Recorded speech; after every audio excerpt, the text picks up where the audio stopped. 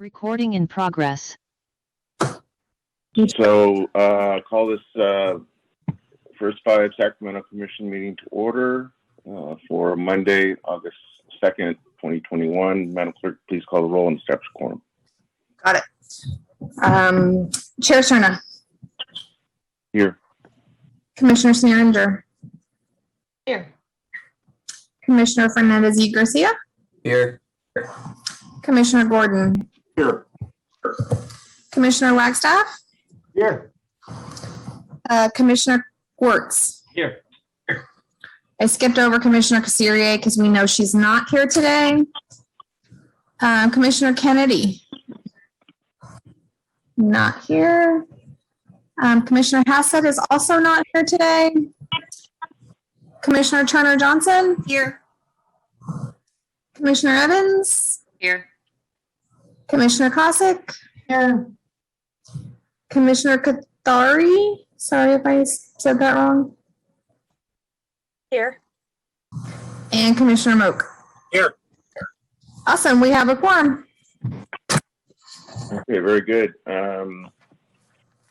If you would, where you're at, please rise and join me in the pledge. Hand over heart. I don't know if we have a image of the flag up or not. Okay. Ready? Pledge. I pledge allegiance To the flag of the United States of America.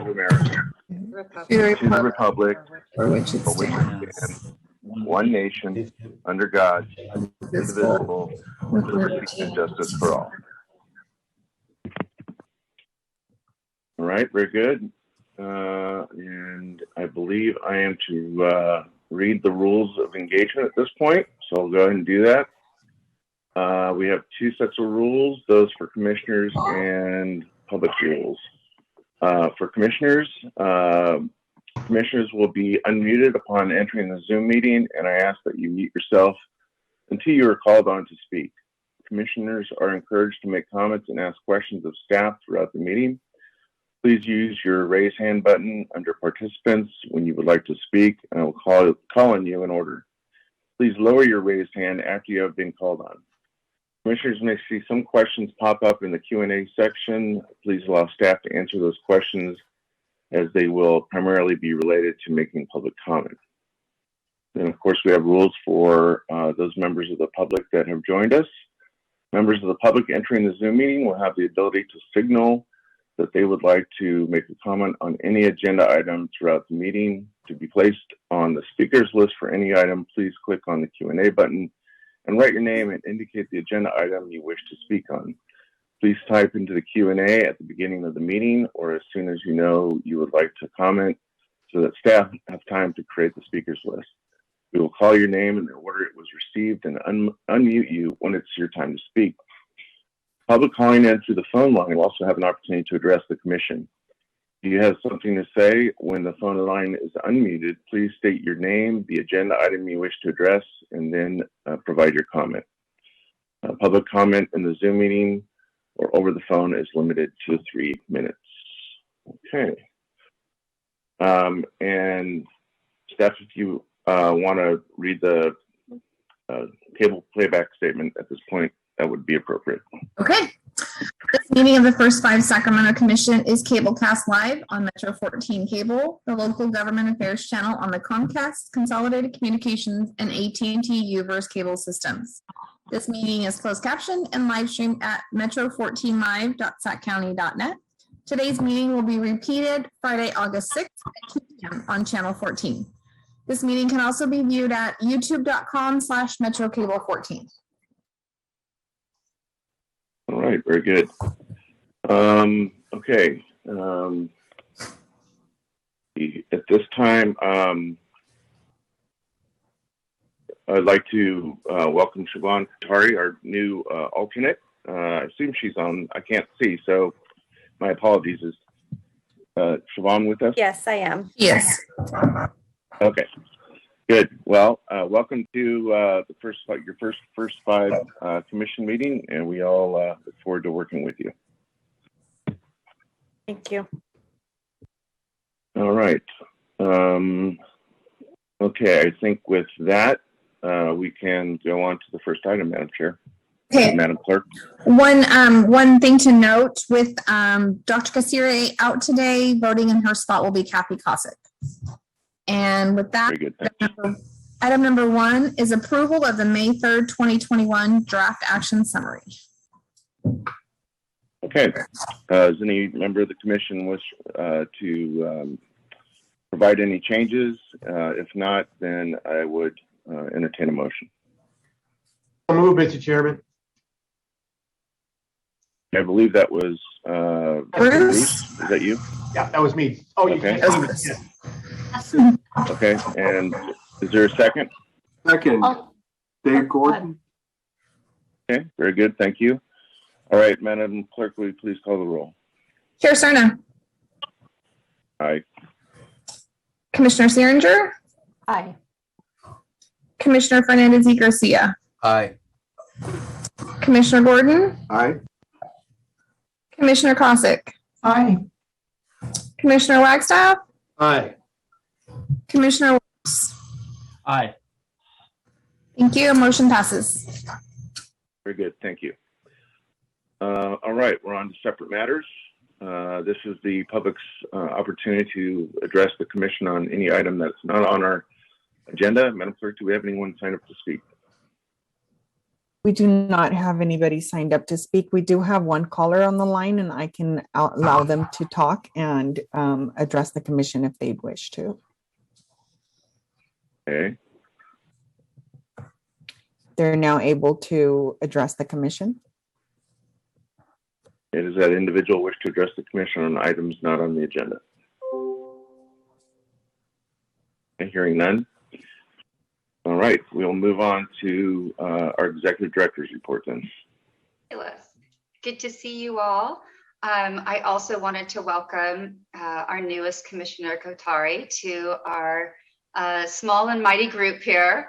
It's wonderful to have your leadership overseeing 3 of our partnering agencies with the county public health, primary health, and behavioral health. So we dabble in all of those areas in different ways. So I think it's just going to be really nice to have your big picture view on all of that. And thank you so much for being a part of our commission.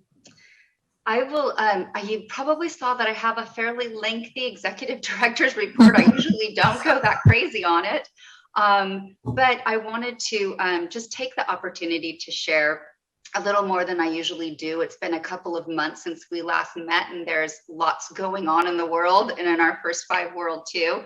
And we didn't have a huge agenda, so I thought I might do a little more talking than I normally do. So bear with me and feel free to ask any questions that you might have.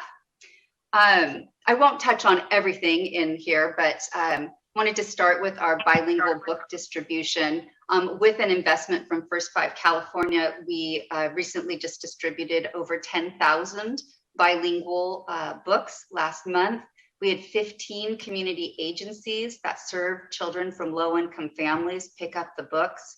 And I wanted to thank Commissioner Gordon for the use of SCOE's warehouse, where the books arrived and departed over the course of at least a month. We so appreciate that. And then additionally, I had a big shout out to Commissioner Fernandez y Garcia for not only distributing the books at UC Davis, but also for connecting us with pediatric clinics throughout the county. It was really helpful to us in getting the books out. I'm going to try to channel Erin for the next one. We're all really excited about moving forward with our partnership with the River Cats after it was put on hold during the pandemic, but definitely no one more excited than our staffer, Erin Maury. Much like our collaboration with the Sacramento Kings a couple of years ago, this small contract will allow us to get our messages out about the importance of the first 5 years and also to just promote First 5 Sacramento in general. Over the next 10 months, I have a list in the ED report of all the things that we'll get. But there's lots of signage going on, including on all the changing tables in the whole ballpark with the message, investing in our kids, investing in our future. And then we also have booster seats that will have our signage on them as well. and concourse signs with a different tagline that's "You are your child's first teacher." And then just Saturday, in the scorching heat, we had a resource table for the themed Pirates and Princesses game. And even in the intense heat, we still managed to connect with over 100 families. And through this partnership, we have 5 additional outreach events that we're going to coordinate with our contractors. So exciting stuff there. Moving on to home visiting, our commission-led countywide home visiting coordination collaborative, that's a mouthful. We're gaining strength. We continue to bring on additional providers. And now through some intentional and targeted outreach, we are adding parents to the collaborative. We clearly recognize that community voice is critical to successfully identifying and eliminating the barriers that families face in accessing home visiting and those other support services. And then in addition, our collaborative is working on planning a parent leadership training for later this year. So, and the parents are definitely helping with that planning. Another training, talking about trainings, are healthy outcomes from positive experiences, otherwise known as HOPE. I think I may have put a little blurb about this in a previous executive director's report, but in May, we convened over 80 community partners for an overview of HOPE, which is hosted by the Tufts Medical Center. And the HOPE framework includes 4 building blocks that mitigate the impact of trauma in early childhood. So it's a very asset-based approach to building resilience in families by creating positive interactions.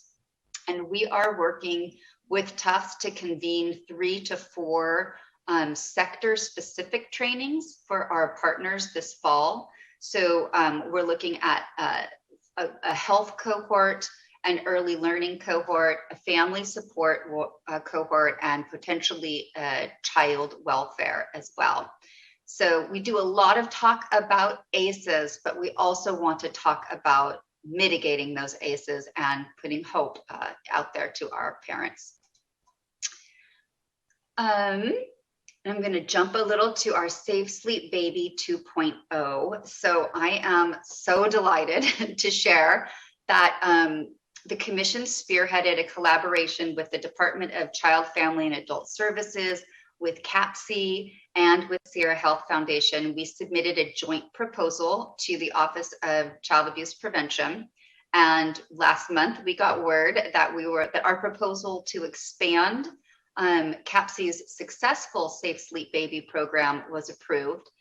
So we'll have $500,000 over 2 years to expand that program. And it really includes some very significant systems changes at the Department of Child, Family, and Adult Services in the way that kids are triaged as they come in through the CPS hotline. And it also changes training on Safe Sleep Baby and offers training to staff who did not actually receive it before. So it's expansion on training and as well as how families are triaged.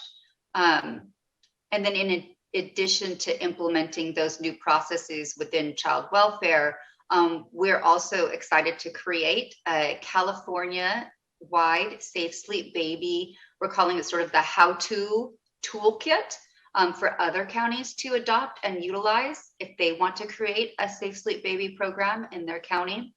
And we're creating and providing a virtual Safe Sleep Baby Train the Trainer webinar series for Sacramento and other counties.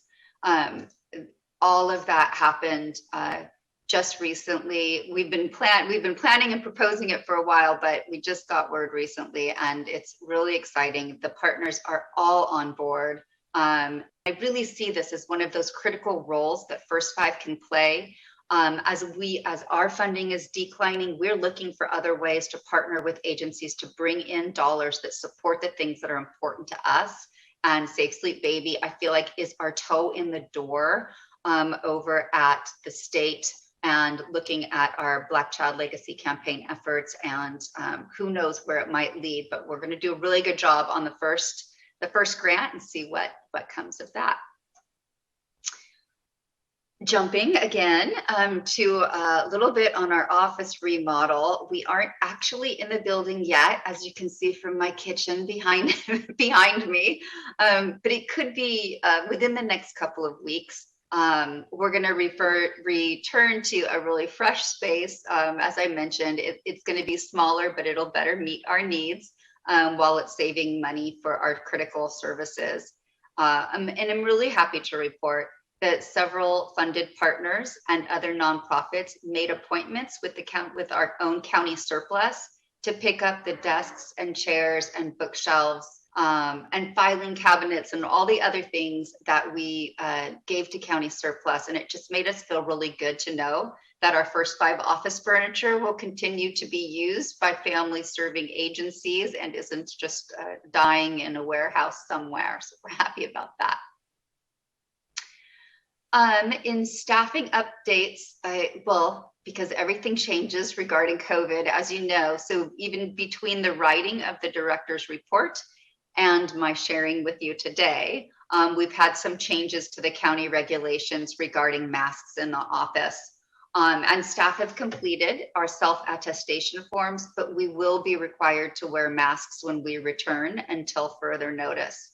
But at some point, we know we anticipate returning to the original ordinance as was outlined in my executive director's report. It's a topsy-turvy world out there. Almost done. We have 2 special studies that we are working on with applied survey research. So the first was just completed recently, a Help Me Grow study, which shed some light on the 3 main ways that families access the Help Me Grow program. That was the call center, the family advocates, and the website. And the evaluation committee received a presentation of the study and then discussed the 5 recommendations which were provided to staff and to the Help Me Grow team to strengthen the systems, and was agreed upon that those recommendations will be implemented moving forward. And we will soon begin work on a second study.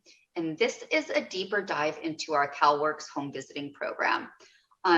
We've had some challenges in enrolling eligible families, and we hope that the recommendations resulting from the study will allow us to gain a bit of a better understanding of the referral and enrollment and even the data management processes in order to improve client recruitment and retention. So for that one, we will be working with the Department of Human Assistance and with CAPC, as well as interviewing parents who have received the home visiting services. 2 public awareness campaigns to highlight. We just wrapped up a 6-month unequal birth public awareness campaign. This is our campaign in partnership with the Public Health Department. It performed very strongly and surpassed the industry benchmarks across the board. And this campaign will continue into our next strategic plan. We have funding in there, and we're currently auditing the campaign through a partnership with Her Health First and our SE who created it, to do some minor refresh and updates, which will then be highlighted later this year. And our Adverse Childhood Experiences Public Awareness Campaign. So for this one, we partnered with SCOE on the development of the ACEs Public Awareness Campaign, and we used the Help Me Grow platform as the hub to drive awareness about ACEs. So we refreshed that website entirely, and it now includes a dedicated ACEs Aware tab. And additionally, it was translated into Spanish. And crazily enough, to show we have some work to do, this is actually the first website or microsite that we've ever created that is in Spanish. So definitely something we can work on making more accessible in the future. And I actually have a short video that is up and playing on the website and also on all of our social media platforms. So I'm wondering if Metro Cable could play, there it is, if they could play the video for us, please. Every child can become a success story with the support of a caring adult. It only takes one person to make a difference. Learn how you can encourage, inspire, and help the children in your life today. Learn more at helpmegrowsac.org/ACES. Thank you for that. And then the last thing, and a significant part of the director's report, is related to the federal and state budgets and what that means for kids 0 to 5 and their families. For the state budget piece, I mean, it was a historic and significant investments in programs that benefited California's youngest children and their families.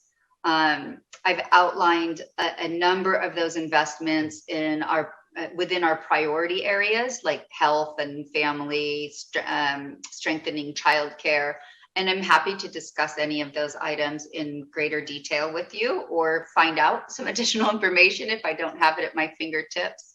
But we do have a resident expert on what this means in the childcare world, and Commissioner Sneeringer has graciously agreed to take us a little deeper into what that childcare funding will mean for families in Sacramento and across the state. So I would like to turn it over to her for a couple minutes to kind of share out on what this means.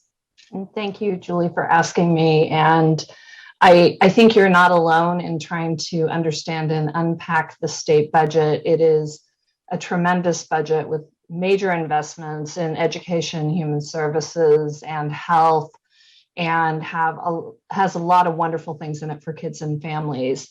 The child care section specifically is very complex. It had the complexities of a lot of federal funding, much of it short term, as well as our first ever agreement with the Child Care Providers United Union for their first contract with the state of California. And because of all those complexities, childcare was the very last thing that was agreed upon in the state budget. And it went all the way into the second week of July before we actually had the details and an agreement. And many of the details are still not completely clear. So I'm going to do my best to tell you what I know. And also I'm happy to have follow-up conversations if people have questions. The budget itself met two of our major goals, which were increasing our compensation to childcare providers and expanding access to care for families. So the reimbursement rate component is largely what many of us have been working on for over a decade to reform our reimbursement rate system, and will, as of January 1st, 2022, move all providers onto the current regional market rate survey at the 75th percentile. The current survey actually is from 2018, so I can't say it's current, but it's the most current we have. And for many providers, this is going to be a significant increase in their compensation. In addition, there was an agreement made with Child Care Providers United to use some of the one-time federal funding to do a 2-year supplement to childcare rates, where providers will be getting additional funding for the next 2 years above that new single rate structure. How that works will be determined between Child Care Providers United and Department of Social Services, so we don't actually know. And a lot of that will be determined over the next couple of months. The agreement for childcare spaces added over 120,000 childcare spaces and over 15,000 state preschool spaces. The childcare spaces are split about 62,000 going to the alternative payment program, which in Sacramento is administered by Child Action. 46,000 will be new general childcare spaces. 1,300 go into migrant, and 500 will go into the emergency childcare bridge for foster children. All of the new spaces start October 1st, except for general childcare. They won't start till April of 2022 because they have to go out for a RFP process. So that will take a little bit more time. We also saw a waiver of all family fees through the end of June of 2022. We will obviously be looking at what the future family fees are based on a lot of federal changes that we're anticipating. But between now and June of 2022, no families in California will be paying fees for childcare in the subsidy system. And that is a huge relief to many families, and something that advocates have been really working on for the past year during the pandemic. It was also a very big year for expansion of access to preschool. The legislature and the governor agreed to a transition toward universal transitional kindergarten. It's going to take place over multiple years, and this first year is really a planning year. So that means that there's going to be a lot of meetings, a lot of conversations, both at the state level and also at the local level. And I know the county offices of education are going to have a large part to play in that. So Commissioner Gordon, I'm sure, can keep us up to speed as the year goes on about what's coming in Sacramento County. And then it will eventually phase in by birth date. So they will phase it in the same way they did the initial TK, about, I think it's 3 months, in 3-month groupings at a time over the next few years. Additionally, there were $250 million set aside for infrastructure and facilities. Stipends for providers, they're going to get $600 per subsidized child. Every licensed provider will get a stipend ranging from $3,500 to $6,500, depending on their license capacity. And there are $500 incentives for people to become licensed. So there are just a lot of layers of this, but it is a historic budget for childcare. It really sets us on the path to doing a lot of what we had hoped regarding reforming our reimbursement system and expanding access to families. And there's much work ahead, but I'm happy to answer any questions if folks have them. Great, thank you, Donna. Any questions for Commissioner Sneeringer? Madam Clerk, you're going to have to help me out here because I cannot see That's hands okay. raised. I have just, Phil, I have just a couple more things to say about the budget, but thank you so much, Commissioner Sneeringer, for giving us that in-depth look at the childcare piece of it. Before we move on to the rest of the agenda, there's just a couple things I wanted to share. One that I didn't put in the report, but I think is worth noting, is that First Five will continue to receive an appropriate share of the vape tax revenue in the new budget. So you may remember that this is one of the things that we've been working with our legislators, doing a lot of education and a lot of advocacy around what it would mean to create this vape tax and not include First Five in it. And so we are going to be getting 15% roughly of that vape tax, which will definitely help stabilize our revenue. And then I did want to mention two things that this commission and several of our legislators supported, but were not included in the budget.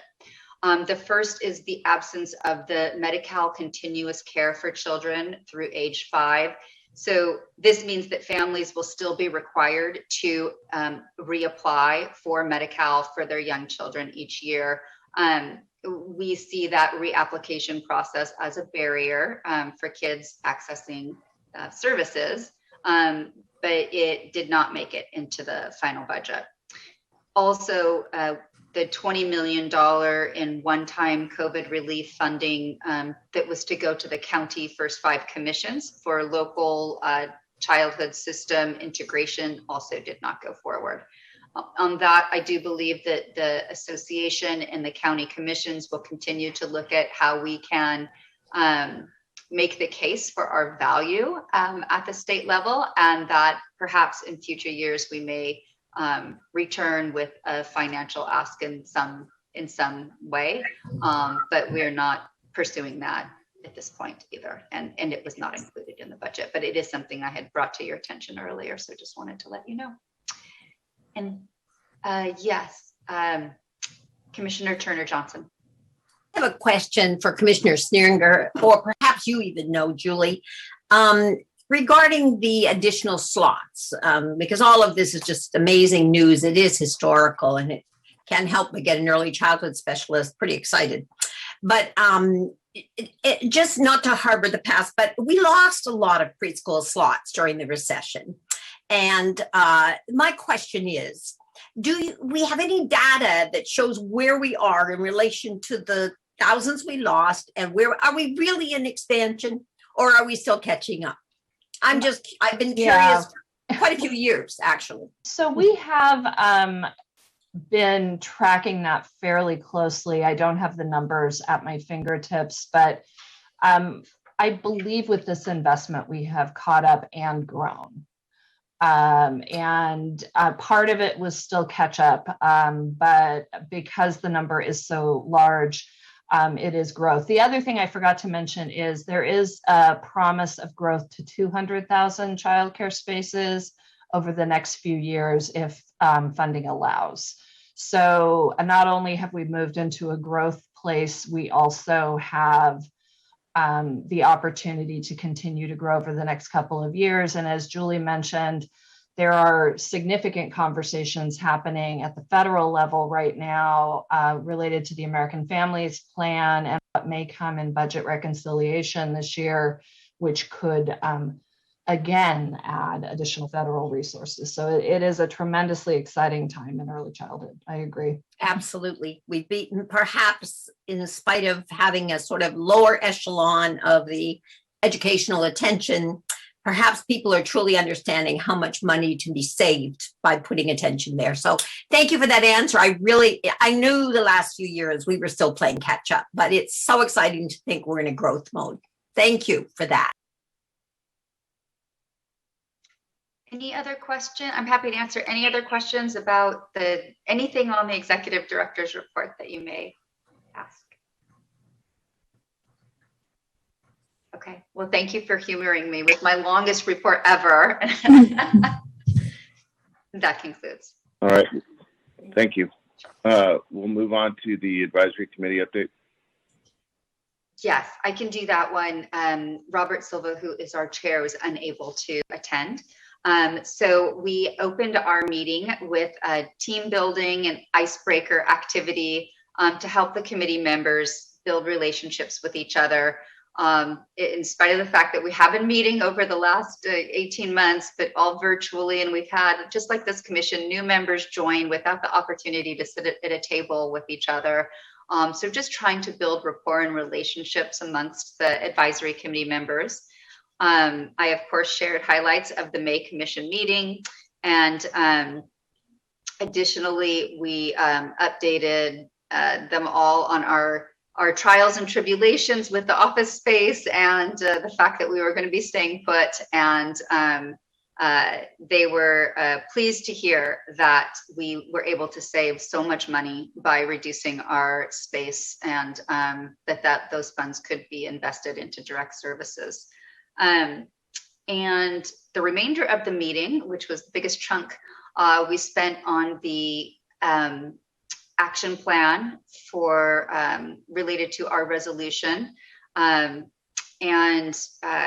With that action plan, which I believe is going to come to you at our next meeting in October, is really how we were operationalizing our resolution on racial equity and social justice.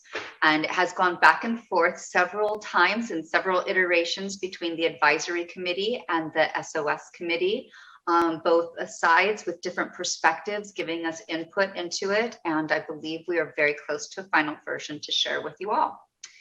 And that is what we did at the advisory committee. Very good, thank you. Madam Clerk, I failed to ask if we had any public comment on the executive director's report. We did not have any public comment. Okay. Do we have any public comment on the advisory committee update? We do not have any public comment. Okay, very good. And any questions from commissioners on the advisory committee update? No questions. Okay, very good. We'll move on to the evaluation committee update. Thank you, Chair Cerna. This is Steve Wirtz summarizing our July 19th evaluation committee meeting. It may also cover the May 17th because I think we hadn't met before then. But so on May 17th, we what I won't cover for July 19th was that we dealt with the family information form and the results-based accountability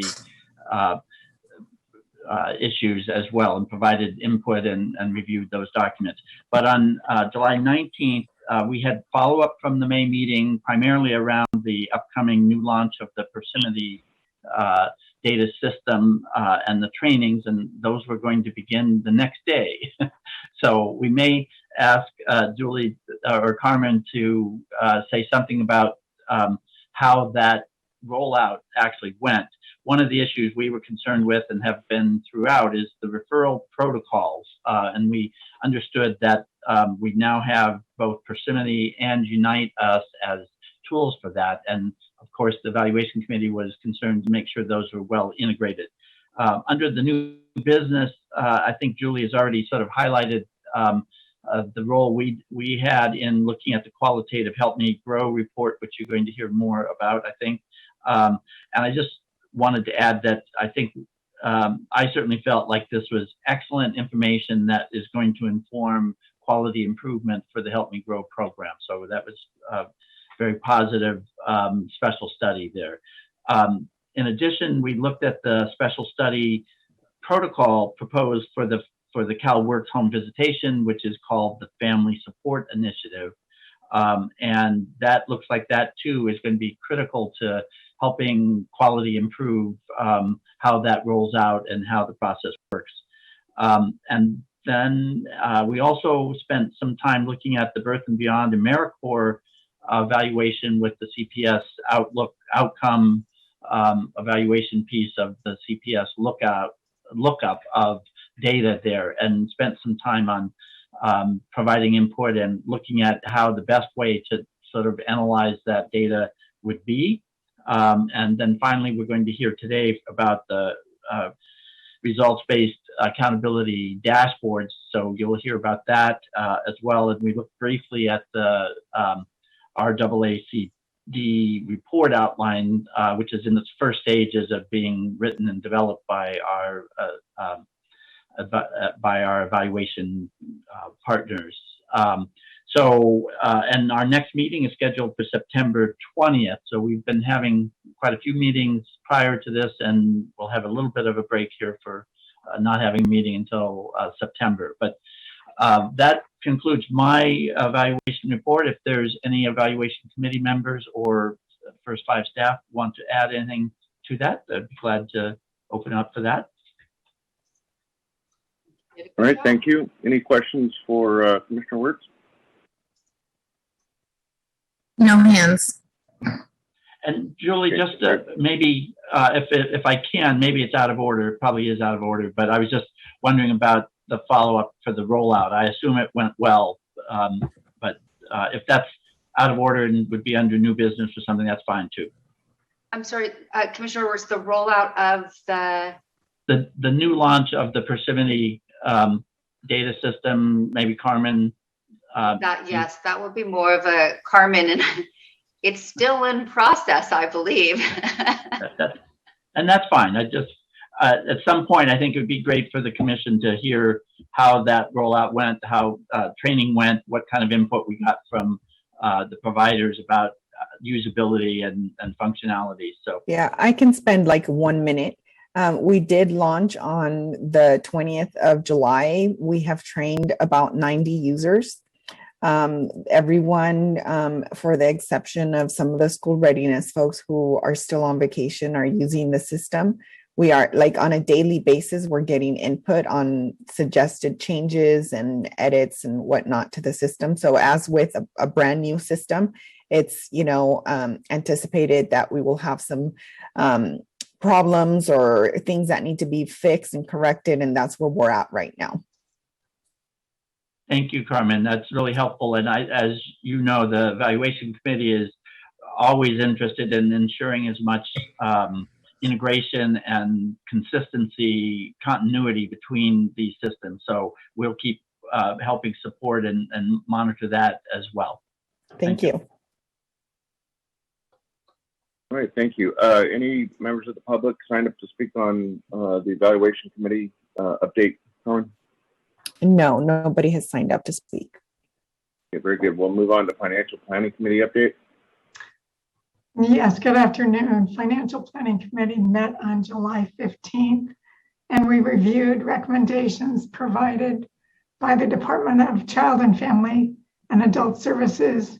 And the recommendations were the product of a fiscal management audit on the child abuse prevention grants and will result in changes to contract language and how budgets are managed for those grants. There was also an update given on the annual financial audit conducted by the independent auditors. Staff are in the process of providing documentation requested by the auditors, and the review will begin in late August.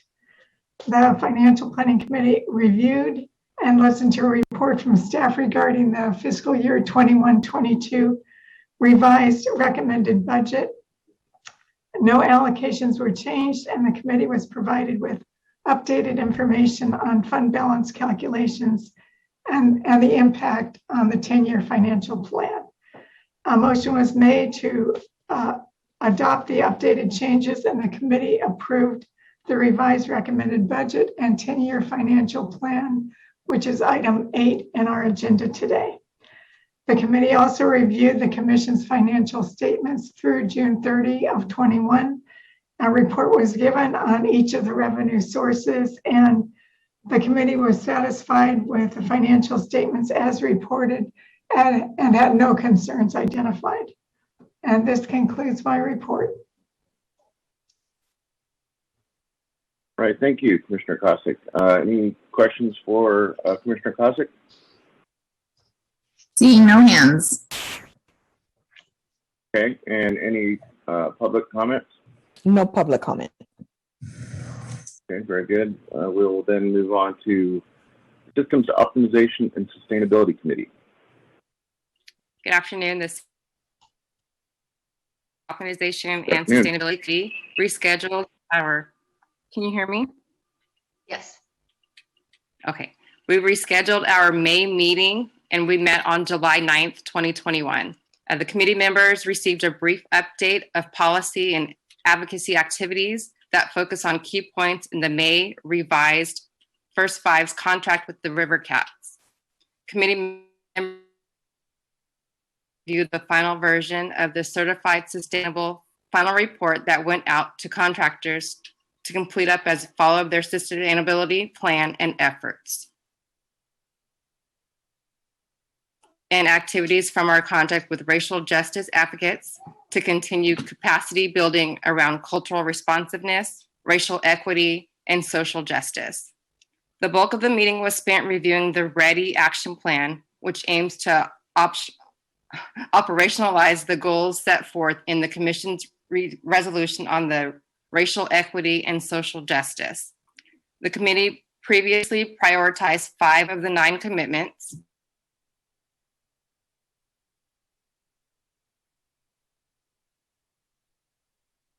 I think she might have frozen. Yeah, I think so. Did we lose her? Oh, she's back. She's back. We lost you, Iona, after we prioritized 5 of the 9 commitments. 5 of the 9 commitments for actions which were included in the action plan. Our next meeting is scheduled for August 20th at 10 a.m. and we'll spend time discussing what's happening around policy and the state budget. This concludes my report. Great, thank you. Do any commissioners have questions or comments about the SOS committee? I see no hands.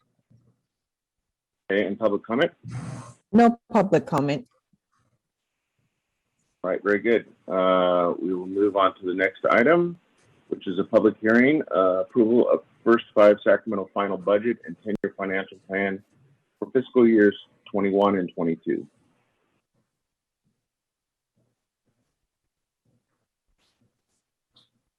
So we need to open up public hearing. Is that before or after Eric's report? No, after the report. We can't hear you, Eric. Oh, can you hear me now? Yes. Sorry. Yes. Okay, good afternoon, commissioners. My name is Eric Harold, Chief of Administration, First 5 Sacramento Commission. What we're reviewing today is the revised recommended budget for fiscal year 21-22. As required by the county ordinance, this budget iteration was submitted to the county executive's office for review and comment on July 29th. We have good news. There were no changes to the fiscal year 21-22 revised recommended budget. It keeps the same allocations at $19.8 million in expenditures and $18.2 million in revenues, and will require a $1.6 million financing from the reserve. However, when we get to this second budget iteration, what changes is during the recommended budget process, which was approved by the commission in May, what changes is during that process, we had to estimate what our total expenditures and revenues would be. So by this second budget cycle, we now know the books have closed. We now know the actual amounts. So there's a change there. So this is what's happened in this during this projection is the actual fund balance has increased by $1.3 million. When the commission approved the recommended budget in May, the estimated available fund balance was $3.8 million. Since the closeout of the fiscal year, actual figures, like I just mentioned, were increased by $1.3 million. The increased fund balance is due to expenditure savings of $400,000, primarily from the effective parenting contracts. And then revenues increased by $900,000 to make up the $1.3 million combined with the expenditures. Proposition 10 performed very strong. It bypassed the normal 3% reduction funding trend, but instead increased 7% over last year's receipts. This made up the bulk of the increase for the revenues at an additional $500,000. We also had the Home Visiting Coordination Collaborative grant, added another $100,000 towards the available fund balance. And that the reason for that was when we started the year, that revenue was not budgeted. It was not known that we would be getting that. So those funds go towards the increase in the fund balance. Basically, I don't think I explained it. Just as a reminder, what we talk about when we're talking about fund balance is how much funding was not spent and how much extra revenues was collected during the fiscal year when it's compared to the budget. For instance, if we had a $20 million budget and we only spent $18 million, then we would have a $2 million budget fund balance that is transitioned to the beginning of the next fiscal year. And that fund balance really reduces the need to draw from the reserves to finance that current fiscal year. We're going to kind of see that in the attachments that I've included. And we'll go ahead and take a look at attachment 1, budget highlights. I'm going to go ahead and share my screen.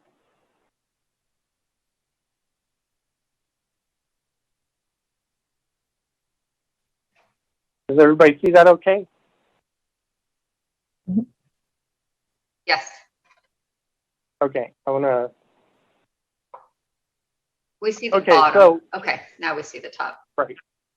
So I'm going to cover this top portion really quick because, as I said, I can't click on it, but this whole top part here, the allocations and the amounts going to each of the programs have all remained the same.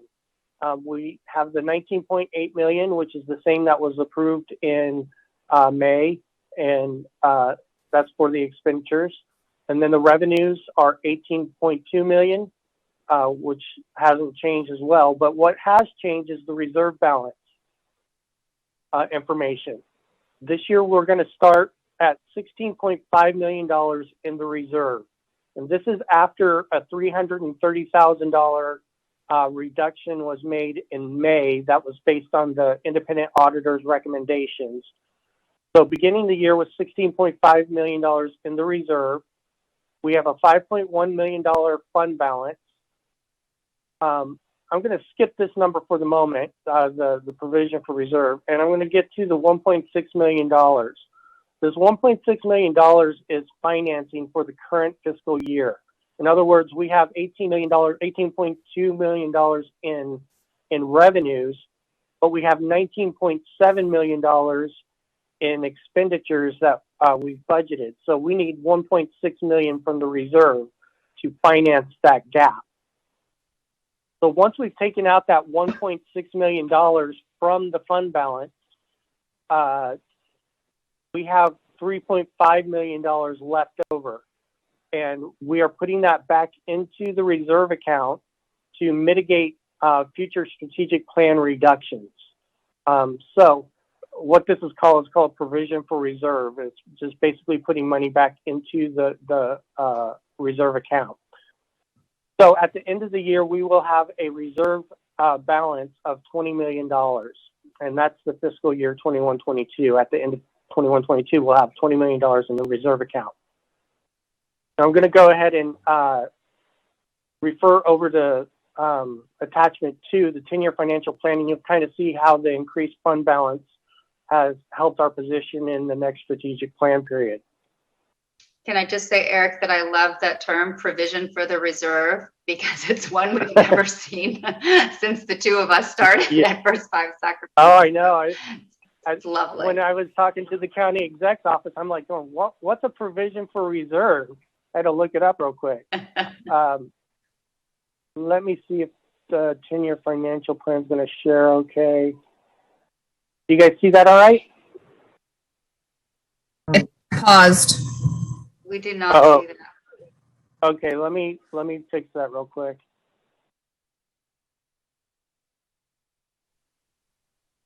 I don't know why it does that, but I figured out how to work around it. Takes a second. And let me try again. How about now? Yes. Okay, good. I'll make it a little bit bigger. Now this got to be difficult for you, Chair Cerna. You don't get to see any of the attachments. So moving on, this green highlighted column is the current fiscal year we're discussing, fiscal year 21-22. And you can see the information from the last sheet is added in here. The green highlighted, or the dark green highlighted numbers are the ones that have changed. So we start the year at $16.5 million in the reserve fund. Here's our $5.1 million fund balance, $3.5 million reserve, our provision for reserve, giving us a new reserve fund balance of $20 million at the end of fiscal year 21-22. Now I want to cover really quick that because this can be a little bit deceiving on this report. It looks like, oh, we go from $16.8 million all the way up to $20 million. We're making money, right? $20 million now. But that's not really how to look at this report. Just to show you this, if we look at fiscal year 2021, these two numbers here, the beginning reserve balance and the fund balance, are the total amount of money that's available for the commission. So if you add those two together, 18.7 plus 14.8, you get $23.5 million the commission started the year with.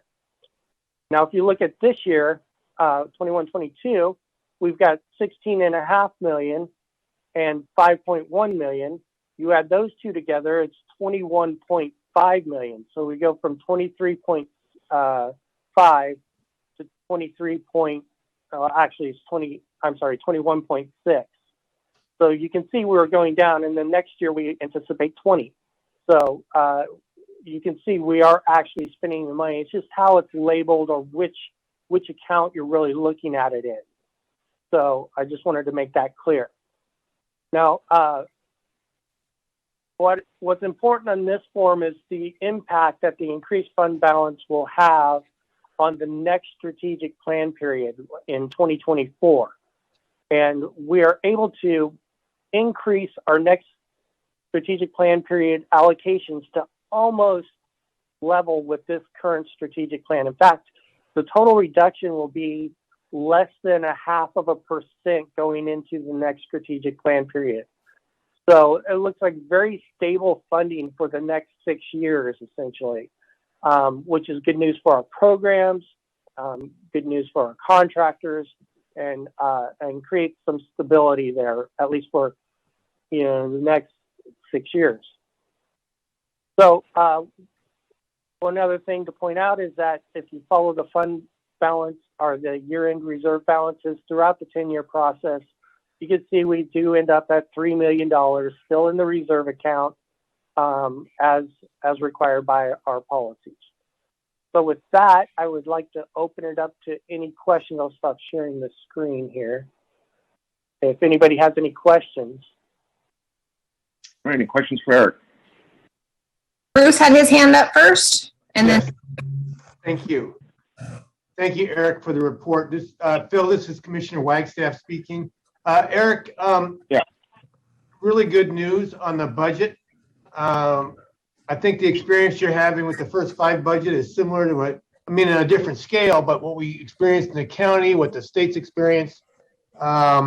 Impact of COVID just wasn't what people were concerned it might have been. But my question is, in your report to us, you're referring to the higher fund balance, which again is good news, but you say the higher fund balance increases the funding available in future years and decreases the 2024 strategic plan reduction from 3% to less than 0.5%, which is what you just mentioned. But my question, maybe it's more of a question to Julie, is does this result in us giving revised direction to our contractors / providers? I mean, they were geared up to make some changes, right? To scale back, or they were concerned about the possibility of scaling back. Does this situation put us in a different situation in terms of what we tell them about how they should plan? That's a good question. I think what it means for us right now is if nothing else changes, we would continue with their full funding for this 3-year time period. And when we go out to bid again for 2024, our message going out to them right now, to anybody interested in doing business with us, is that we're not looking at a decrease in 2024 for our overall operating budget or the amount that we can invest in direct services. So that's really good news. And then I feel like they can gear toward whatever they, however they would like to. I don't think we would tell anyone to gear up to spend more than this amount, right. But at least it's looking good that we could continue. Right. And even, I mean, things for us to think about for in the future, because, part of that revenue for us, I think, was just a COVID year where people were home. We know they were drinking more, and clearly they were smoking more, because revenue was up in addition to other things. but It's ironic just how think- that's ironic how that becomes good news for us. I mean, that's just. I know it's terrible. It's terrible news. It's. I good wish they for would us, just but buy the products and not use them. right, right. So yes. But other things, like we still have the flavor ban that's kind of hanging over us, and we don't know, we anticipate that to have a fairly significant impact should it, and it's going on the ballot in November of 2022. That could have a significant impact on revenue. So it's so volatile still. It's hard to say, count on this. But what we can do is just show them, which is why I love this 10-year report, because it really can take us year by year and give us our best projection for our own knowledge and for our contractors. Thank you, Julie. That's very helpful. One last question. I see Commissioner Wirtz has a question also. But Eric, as you look at this increasing fund balance and this revised picture, are there any one-time kinds of funding sources or revenue here that cause you some pause? Or does this appear to be, a sustainable situation?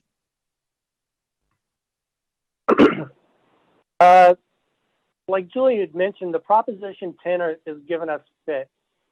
It really has been volatile. When COVID first hit, we feared the worst, and we came out much better. Most of our funding is pretty stable. Our child abuse prevention grants have been the same for the last 5 years, and we expect them to be the same going forward. We also have some limited term grants that we're aware of, which is the HVCC, right, or Home Visiting Coordination Collaborative. So those are all worked out in our planning. In fact, this is the last year you'll see the HVCC. Unless they renew it, then we'll work it back into it, and it could be a little bit brighter picture. That's only $100,000 a year, roughly. And then CalWORks, really, we only plan it in 2-year cycles because of the 2-year contract.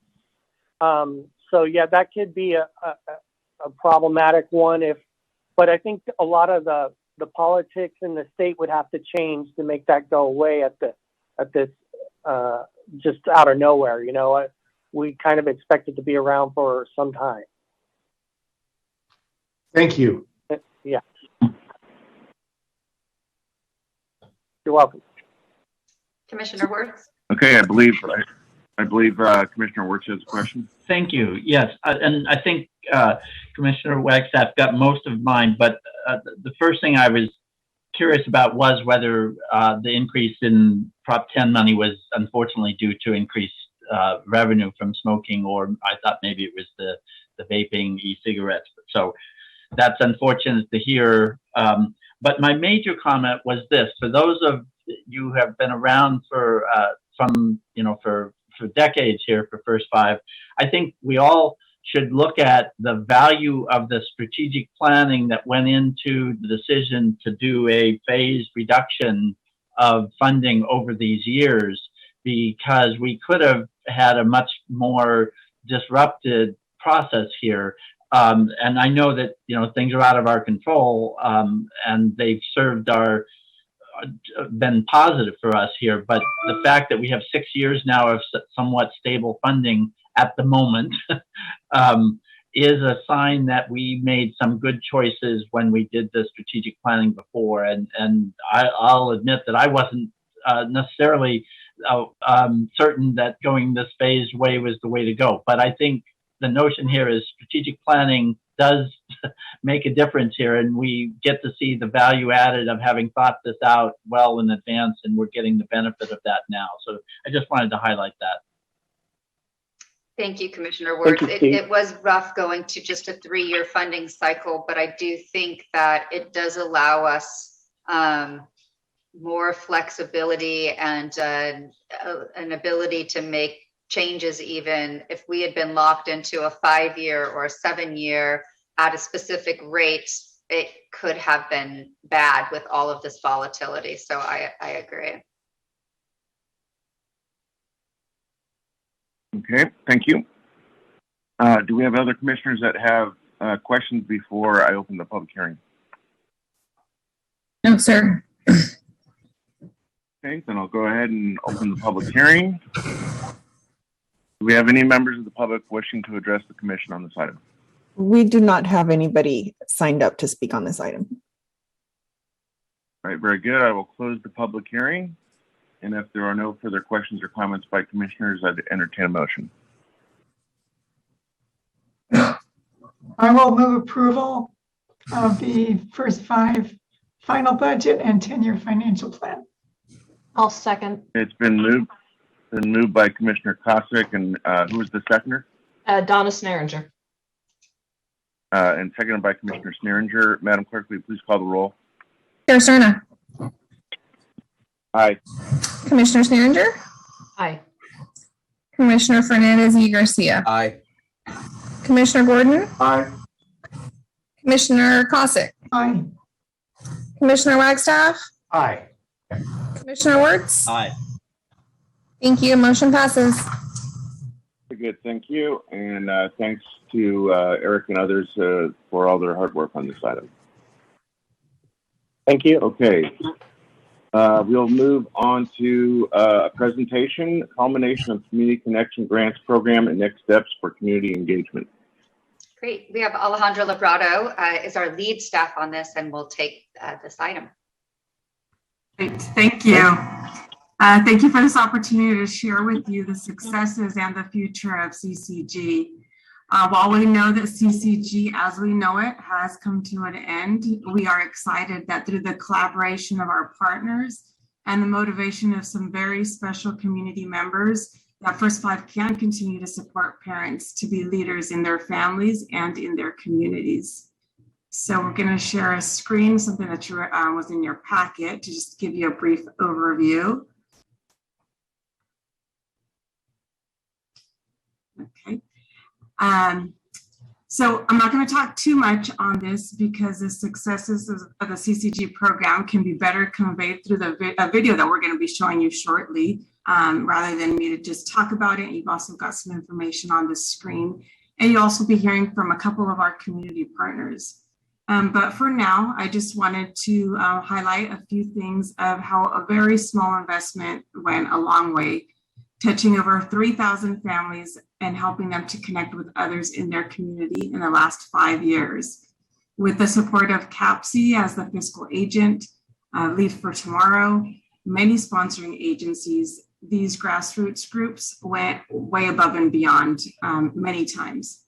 And we want to also add how proud we are of these CCG groups, especially in this last year and a half, because as we've seen just how resilient our contractors have been during COVID, they all had to adjust and get creative and continue to serve families, even though their own families were being affected by the pandemic. Well, with CCG, this was no different. Some of these group leaders weren't familiar at all with technology, and this was not at all what they signed up for. So they didn't give up on their groups. They learned technology. They started meeting virtually and even going out of their way, dropping off activity packages and having smaller gatherings with social distancing. Some have even met multiple times so that the groups could be smaller in person. So I just wanted to take that time to acknowledge that because it exemplifies the power of our community members, even in uncertain times. So as you can see, CCG has evolved. Our final traditional CCG round ended June 30th. And towards the end of that round, we reached out not only to group leaders, but we also reached out to community partners because we wanted to assess parent interest in being more involved in advocating for their communities. We received a great response from parents who want to help improve systems for families. As a result, the community voice will be represented at the First 5 Advisory Committee meetings, at the Home Visiting Collaborative Coordinating Collaborative, also at the Sacramento County Prevention Cabinet, among many other committees. They're also going to take an active role in ready efforts or website development and planning for our trainings. As Julie had mentioned earlier, we're planning for a parent leadership training.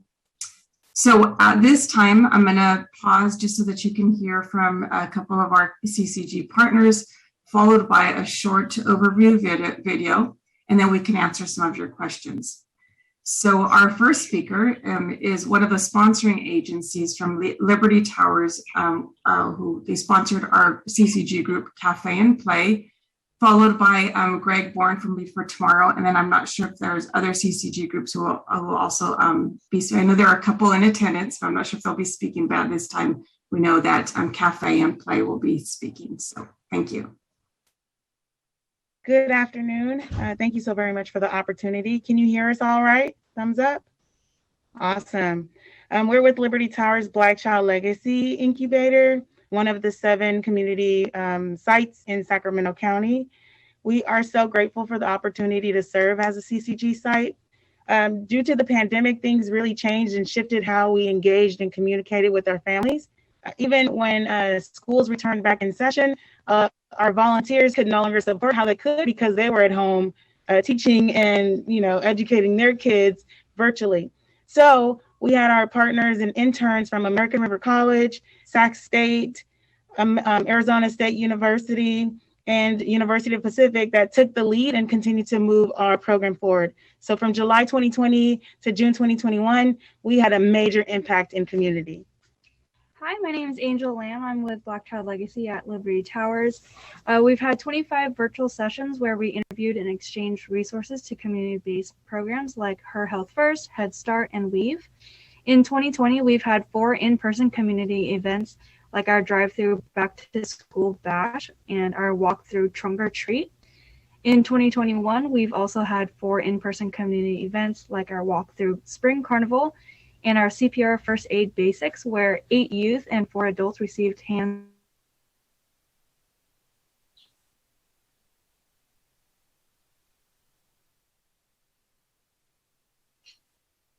Looks like we are paused again. They froze. Yep. Gear, food, and so much more. Did you lose us? For a minute, we did. Oh man. Well, just wanted to shout out First 5 Sacramento staff and team, Alejandra and Tally, for really supporting us through it all, keeping communication, reminding us when our reports were due, and really the funding, the investment in our programs made a major impact. The Liberty Towers team, allowing us to use their space and the facilities, and their unwavering support and investment. And then lastly, I really want to shout out Angel Lamb here. She is a Sac State Masters of Social Work student. She came in as an intern, hired on as a program manager, and we are so excited to see her move on to her 2nd year of internship at St. John's Program for Real Change. Again, this would not have been possible if it wasn't for commissioners like you, programs like First 5, really taking the time to invest in our community members who need it the most. So thank you from Liberty Towers Black Child Legacy team. Peace. Thank you.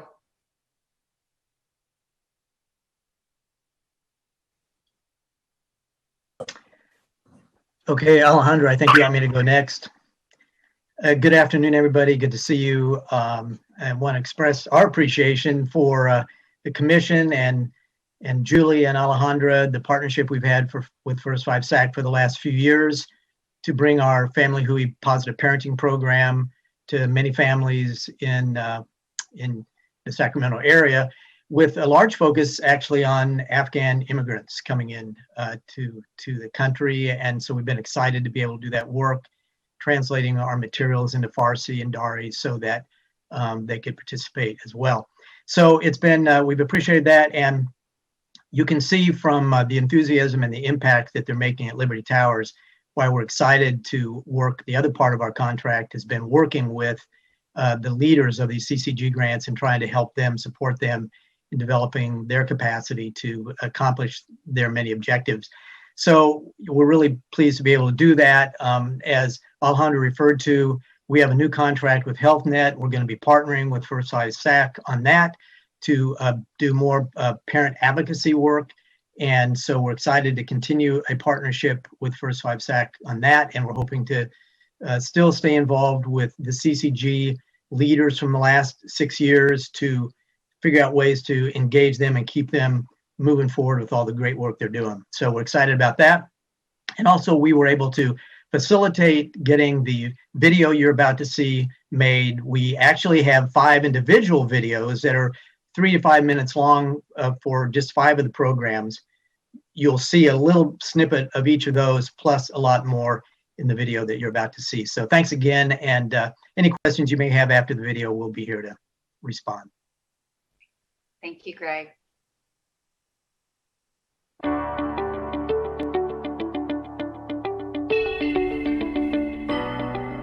In January of 2016, Sacramento welcomed the relaunching of the First 5 Community Connections Grants, a program that allowed community members to exemplify leadership in their families and in their community. Spanning from the River Delta to the northern county border, parents connected more with their children, families connected with other families, and together they built stronger relationships in their community, an outcome that is priceless.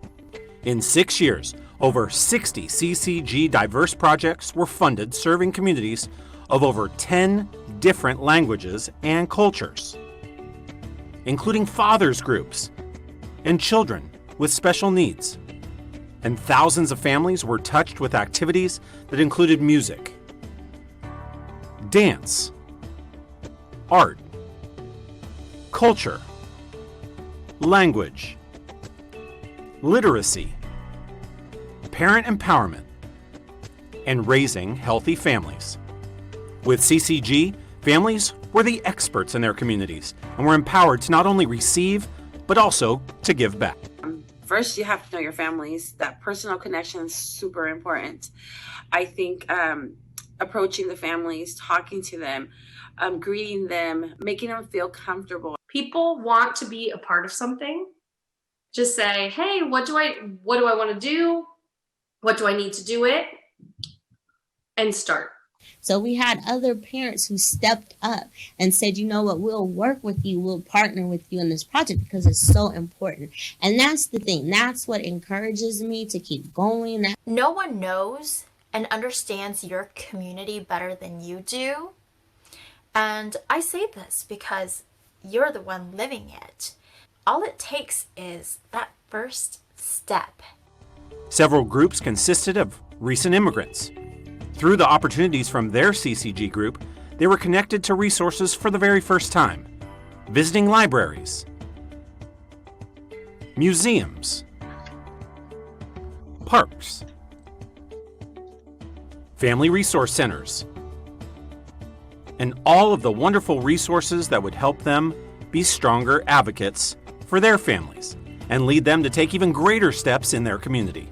They felt really empowered to enroll into the citizenship exam. So they passed the exam. So we have new American citizens because they were inspired. We created a lot of training. We trained regarding drowning prevention, and we did a CPR training, which was extremely successful, as it was very useful for one of our moms who saved her son 2 weeks after we provided the training. So that's one of our major successes.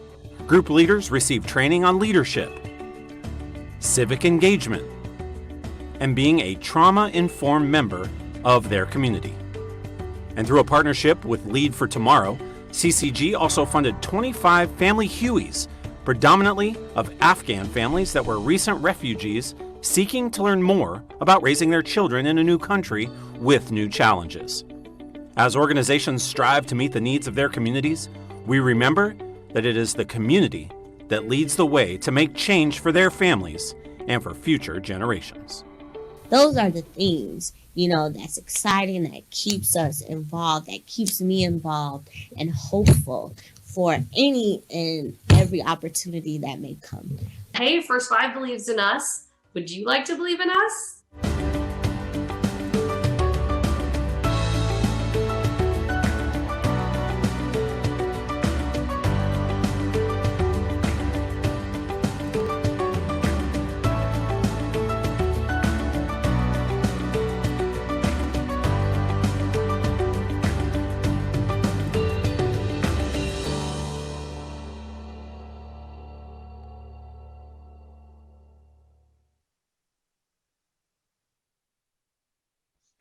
So as you can see, there was a very familiar voice on there.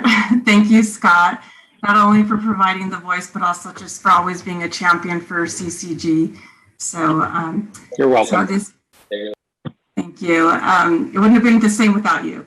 My voice didn't do it justice. So, so if anybody has any questions that I could take, or Greg, or any of our other partners. Any questions by commissioners?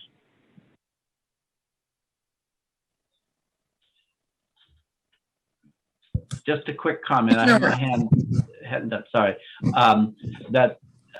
Given those numbers, that comes out $178 per person if you had 3,000 people involved there that are engaging in family development and community development. So I'm just excited about that. I just have to say that Scott has dedicated his career to First Five around this kind of community engagement and empowerment. So kudos to Scott for being the advocate all this time, and thank you to First Five for making this possible for all of this time for these families. I think we learn a lot about how difficult it is to engage in families and communities and how rewarding it can be. So kudos to everyone. Thank you for that, those comments. And I also wanted to thank Commissioner Moak. He comes to us and says, what else can I do around this? How can I make this better? Always, ever since I started, has been putting himself out there to bring that community voice in. And so very, very appreciative. I was hoping to take Chair Cernit just 2 minutes to recognize Alejandra. This hopefully won't embarrass her too badly. But the Community Connections program has been such a success because in part because of her. And I just wanted to acknowledge her leadership, her creativity, her passion over the last 6 years. When I watched that video for the first time, I noticed that Alejandra is in like every other picture, and that's because she was at almost every major event that those 65 community groups had over the last 6 years. Alejandra's been the heart and soul of the CCG program, and literally hundreds, if not thousands of parents. She is the face of First Five out in the community. She is truly the person making those connections between families and then from the families into our First Five world. And with the culmination of the Community Connections program, of course, she was going to do everything within her power to ensure that parents continue to have the opportunities to gather and to strengthen their leadership skills. And to advocate on behalf of their kids. And through the home visiting collaborative that she spoke about, she's continuing the work of bringing community voice to our commission. She's recruiting parents for various boards and committees throughout the county, and she's seeking parents' help with planning upcoming parent leadership training that she mentioned. She's getting their assistance on the development of a new sacfamilyhelp.com website that will be launched shortly. And she's getting their review and input on our media and our marketing and materials, not only for First Five, but she's giving them the opportunity to give their feedback to other community agencies too. So she has been and will continue to be that link between the commission and the families that we serve. I am personally just so very grateful. Thank you, Alejandra, for taking this small program and lifting it to new heights, and for reimagining what it could be.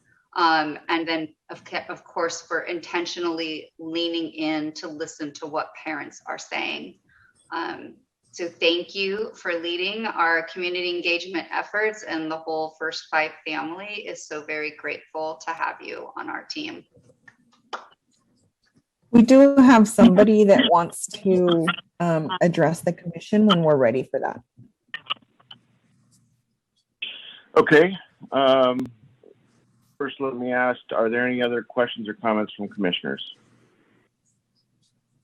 Seeing no hands. Okay, and we'll take the public comment, please. Rebecca, would you like to address the commission at this time? Sure. Did that unmute me? Good, go for it. Okay. I just wanted to know, and I put it in the chat also, that the 3,000 families that you did that math on was just the beginning. I'm a part of Sacramento Pouch Project, which was funded in winter of 2017. I think December 4th is when we started. And we have continued since then. And it just keeps growing. Like, this really small initial investment from First Five was so incredibly important to us because we could not have gotten off the ground without it. But since we have started, it just has gotten bigger and bigger and bigger. And I know we're not the only CCG group that's still going in that way. So I wanted to thank you guys and just let you know that I think it really is even bigger than you could ever imagine. And I really do hope that someday First Five finds a way to make it happen for other families as well. So thank you so much. Thank you. All right, if there are no further questions or comments on this item, that was a presentation, so there's no vote. We will move on to the next presentation, sharing the First Five impact through Tableau dashboards. Great. We have Jordan Cutty from ASR is here to present this item to you all. Good afternoon, commissioners. I'm going to go ahead and share my screen. I have a very brief PowerPoint presentation, and then I will also display the Tableau dashboards. So just a little bit of background about what Tableau is. So Tableau is a way that you can visualize data in an interactive way. And it is publicly accessible, so you can link to your own portal using Tableau's website, Tableau Public, or you can embed the dashboards onto your own website so that the different dashboards, which you'll be seeing in a minute, come through right on your same website screen. And that is what our plan for the First Five Sacramento dashboards that you'll be viewing in a second is to eventually be able to embed them onto the First Five Sacramento website. Data is easily updated as well. So we are planning on displaying data from the different annual reports. And you are able to easily update that data as new annual reports are completed. As I mentioned, Tableau is interactive, and this will mean more to you when I show you the actual dashboards, but you are able to use your mouse to highlight different data features or make different data changes if you're interested in, for example, a specific ethnic group in a graph. You can highlight just that group. It's also available on web browser or mobile devices. And all of the Tableau dashboards that we create are able to be easily converted to a PDF. So if you are interested in taking this dashboard to a different meeting to present the data there, you are able to easily convert it to a PDF format. And so what we decided to do for First Five Sacramento, and this is kind of just the beginning of Tableau dashboarding. These are the most basic ones that we are first creating and excited to present to you today, include the annual report results. So this is data from the past fiscal year. So this is what I'll be showing you is data from fiscal year 1920, and it will be updated as soon as the annual report is completed for 2021. And the annual report results are separated into the 3 priority areas that First Five Sacramento uses: health, early care and development, and empowered families. We will also be displaying community trends. So these are county-wide trends that are also included in the annual report, but are not just specific to First Five programs, but to the community as a whole. And we separate those into the same categories that we use for the annual report results as well. And then we'll also show you Tableau dashboards for success stories. So each fiscal year we will pick one success story that is especially telling of First Five Sacramento's impact and put that onto a Tableau dashboard as well. Now I'm going to do a new share. And bear with me one second. Okay, so this is data that you have previously seen. So this is really just to show you the capabilities of Tableau. And again, the plan is to put all of these dashboards on First 5 Sacramento's website. So this is the annual report snapshot for the health priority area. And when you scroll over any data point, you can see that a box will come up that will show you the actual percentages.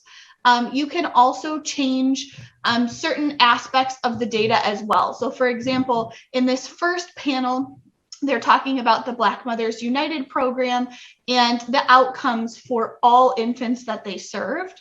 However, we know that singletons and twins tend to have very different outcomes for birth weight and preterm birth. So if you're interested in just looking at singletons, you can select that and the data will automatically change to show you your preference to explore. And so this goes through the main findings from each section within the health priority area. Now I can switch to the second priority area, which is early care and development. And again, these are results that you have previously seen, but they are just being displayed in a more user-friendly way with the goal of being able to be more interactive. In addition, you can also change the fiscal year. And this is capability that is currently being developed for these dashboards, but in the future, you will be able to click on fiscal year 18-19 and it will show you the same data points, but just the different numbers depending on what was fulfilled for that fiscal year for all of these programs. And so this is the early care and development different priority area. As you see, if you scroll over the different sections of this pie chart at the bottom, the percentages come up. And then we'll switch to empowered families. So this is the final category for annual report results. And then I can also display to you, oops, sorry. There we go.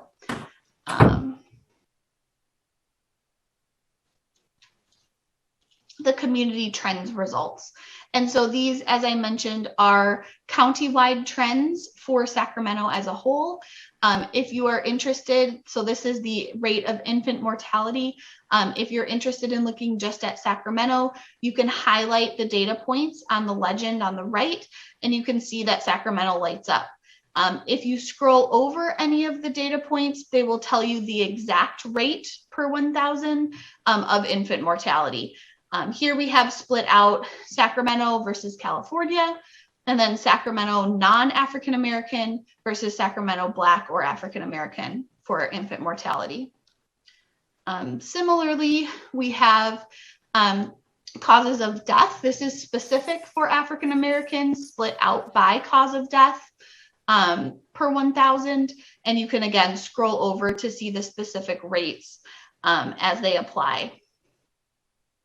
That is the health dashboard.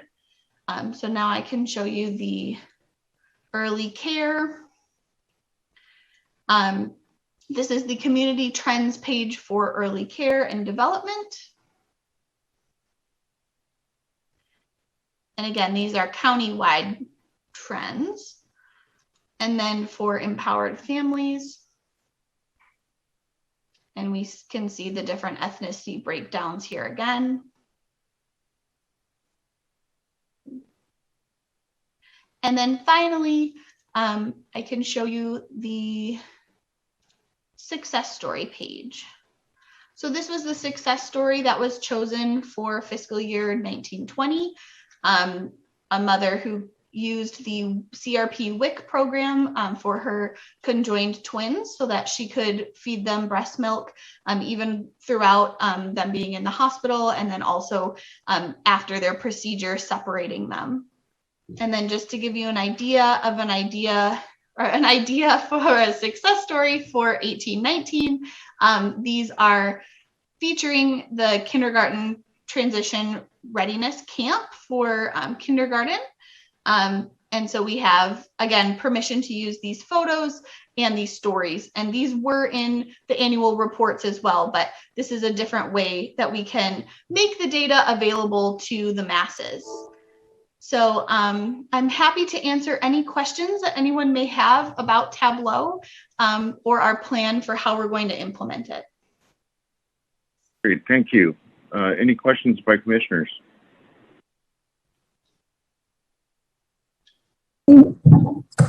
Don't see any hands raised. Okay, thank you.